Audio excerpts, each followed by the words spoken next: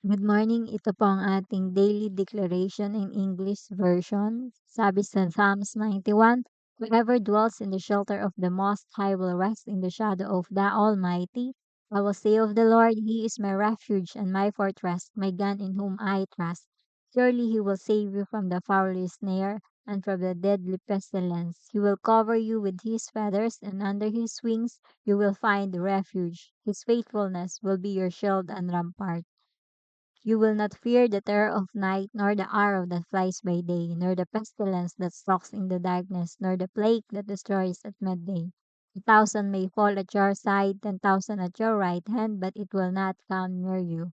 You will only observe with your eyes and see the punishment of the wicked. If you say, The Lord is my refuge, and you make the Most High your dwelling, no harm will overtake you, no disaster will come near your tent, for he will command his angels concerning you to guard you in all your ways.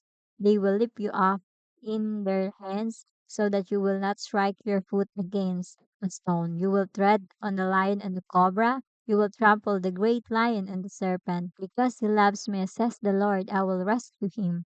I will protect him, for he acknowledged my name. He will call on me, and I will answer him. I will be with him in trouble.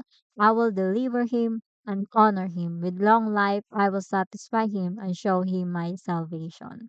And ito pa po yung sunod. I am blessed.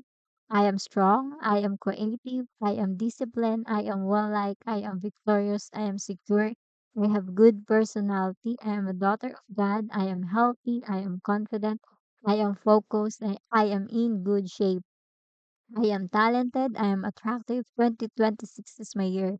The right people are in my future. The right opportunities are headed my way. I will accomplish my dream. I will overcome every obstacle. Things have shifted in my favor. God will show me something never seen.